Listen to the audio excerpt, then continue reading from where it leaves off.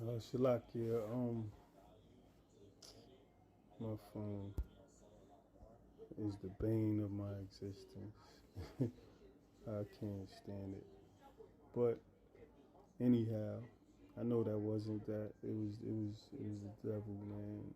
And he and his counterparts, man. These guys be listening to the phone. They do shit to fuck with you, so you could conk out and be like, you know what? I'm not gonna do this video. I'm gonna wait and do it another time. And we in these days and times, man. But that's just us, period.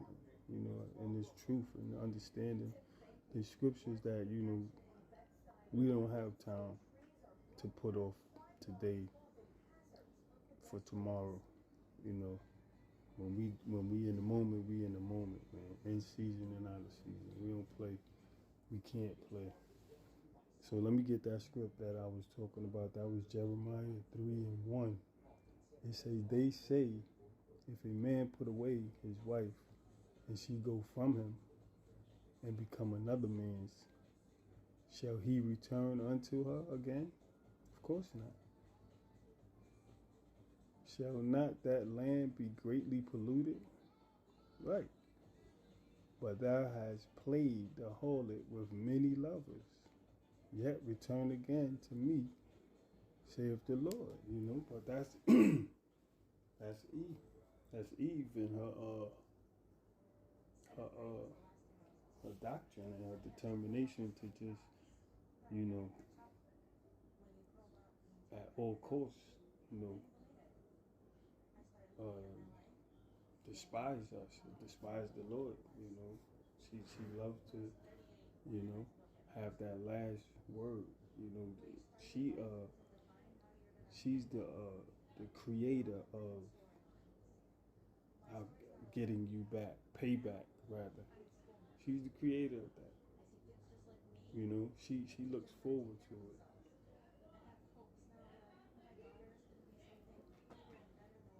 I don't want to just get into a rambling spill. I just want to stick to these precepts and after that move forward. And I'm not sure if did I pull that out? Nah, I didn't pull that out. I really meant to pull this out in the beginning. 1 Corinthians 7:39. And it says the wife is bound, right? Because a woman is not supposed to have more than one man entering her for her life. Like, the value of a woman is the fact that she has been only with one man. That's her value, not how many bodies she had. You know what I'm saying? That defiles you. That makes you useless. You know what I mean? How many abortions you may have had? You know what I'm saying? Your womb is polluted, man. And sperm, it attaches itself to you, man. So you become each man that you lay with. That's something you need to consider, man.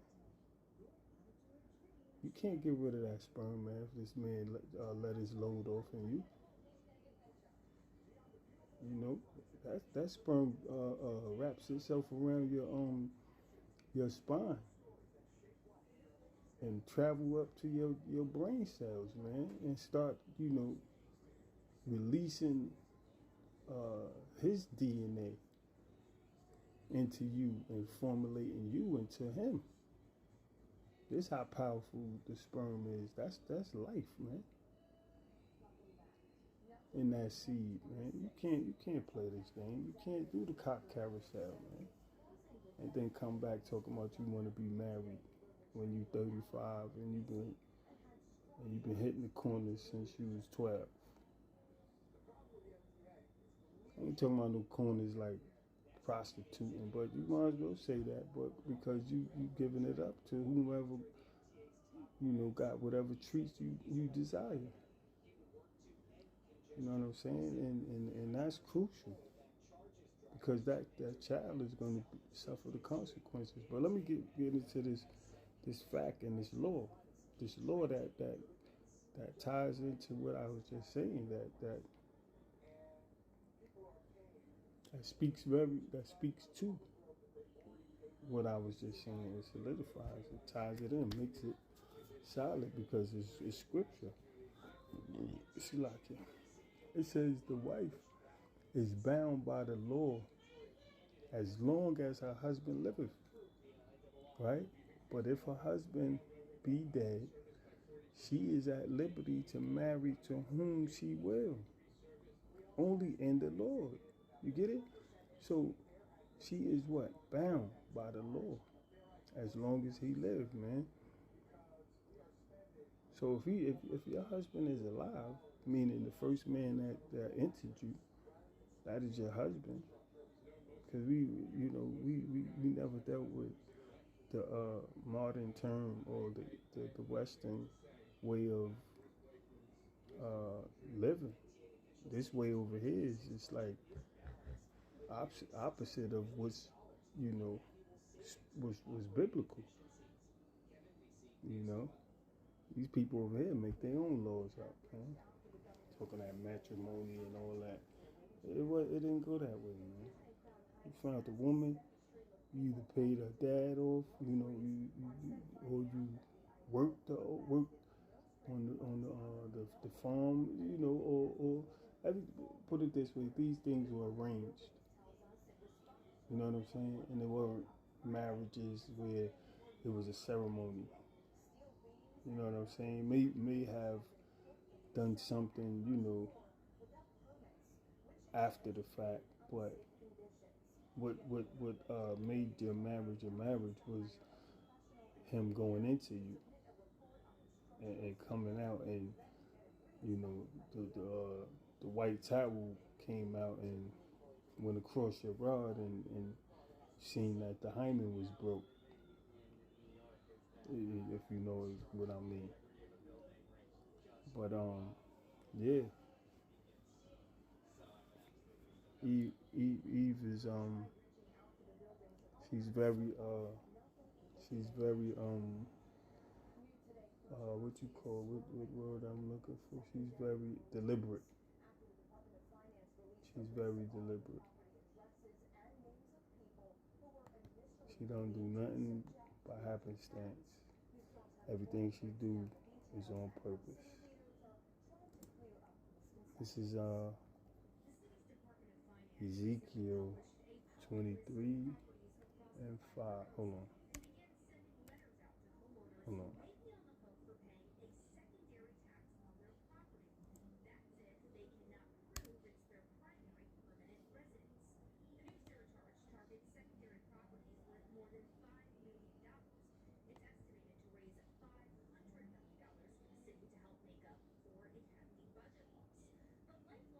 No, I'm sorry. That wasn't it. Slakia, it was that was talking about the two sisters. That's not it. Let's get Hosea.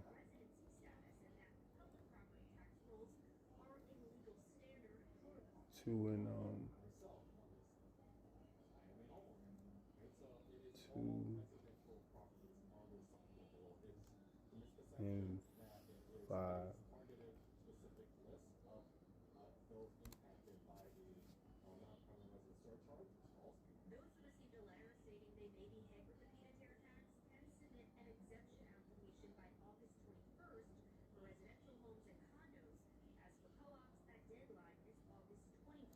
Right, this is Hosea 2 and 5. It says, "For their mother hath played the harlot, she that conceived them have done shamefully.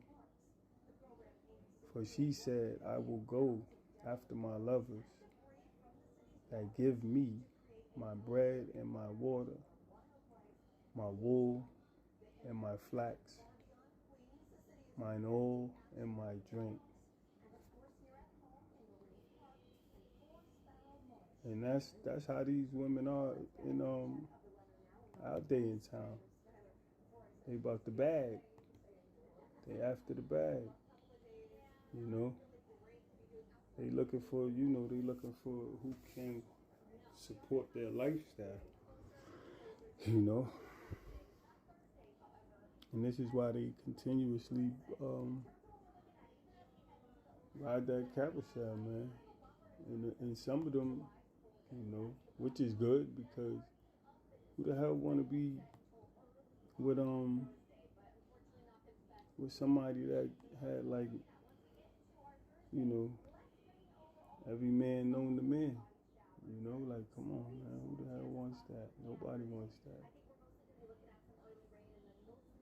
Nobody wants that. Let's see if I can get the, okay, here we go. Oh, shucks. Oh, no. No, because that's 16, 11. You gotta be pretty sharp with your reading.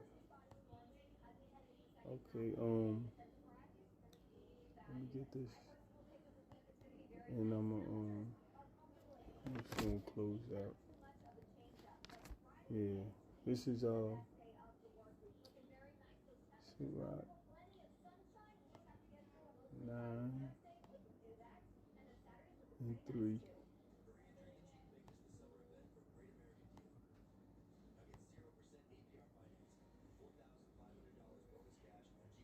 Right, and this is a warning, man. This is Sirach 9:3.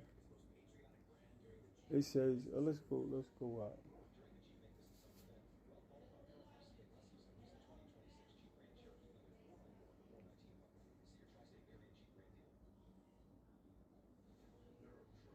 Because men falter themselves in that manner as well. So let's just go let's go 9. Period. It's 9:1. It says, "Be not jealous over the wife of thy bosom, and teach her not evil lessons against thyself. Give not thy soul unto a woman to set her foot upon thy substance." Right? "Meet not with a harlot, lest thou fall into her snares. Use not much the company of a woman that is a singer, lest thou be taken with her attempts." Right? "Gaze not on a maid, that thou fall not by those things that are precious in her." So these are warnings of certain characteristic traits of a woman that usually put a man into a snare, that can cause a man to go off, veer off, and actually, and you can actually put her in a wicked state of being, because some men are physical. Some men are verbally abusive. Not saying that it don't be called for or warranted, but regardless of what, it may push a woman away. You know what I'm saying? And it's just about being careful and cautious of the things we do, and how we teach a woman, and how we, deal with the woman that we want to abide in. I'm not talking about the harlot now. I ain't talking about that girl that giving it up to everybody.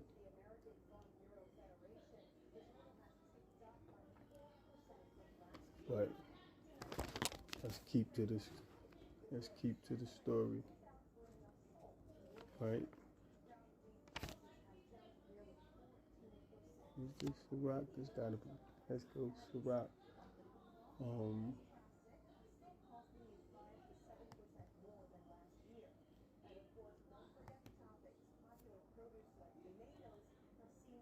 23 and 16.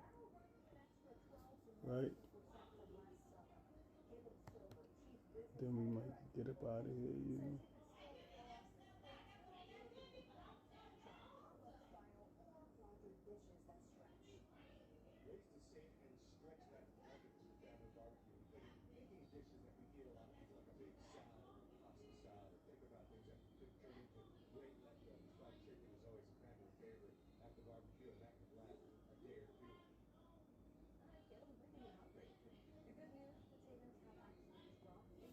Okay. Yeah, that's a different tone that I wasn't trying to take with that. Let's see. With this Shalakia. Um I might be at the end.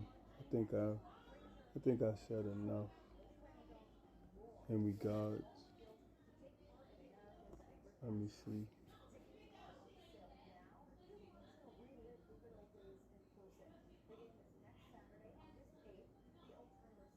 Um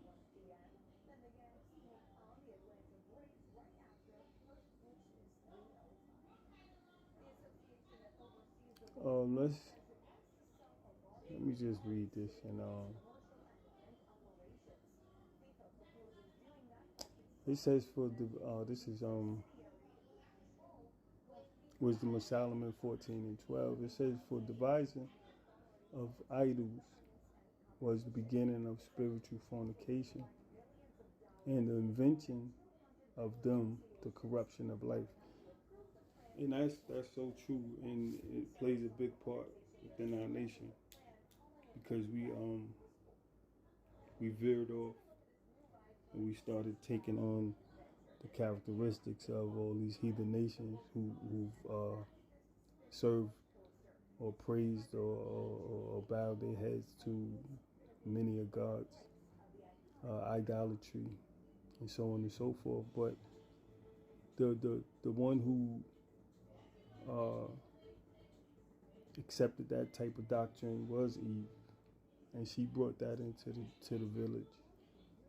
You know what I mean? So that was definitely a way to close out. So in short, man, just stick to what we know, man. Stay, you know what I'm saying? The elders always say, man, if you don't have to, don't. If you don't have one, don't get one. You know exactly what I'm saying. I don't have to say much about that, but it's mean. It's wicked on these mean streets, man. And yeah, it doesn't change. The older they get, the worse they are. That's the best way to describe it, man. You know, and if you unfortunately dealing with any Eves, man, you got to take that with a grain of salt, man. With that, shalom, and on to the next.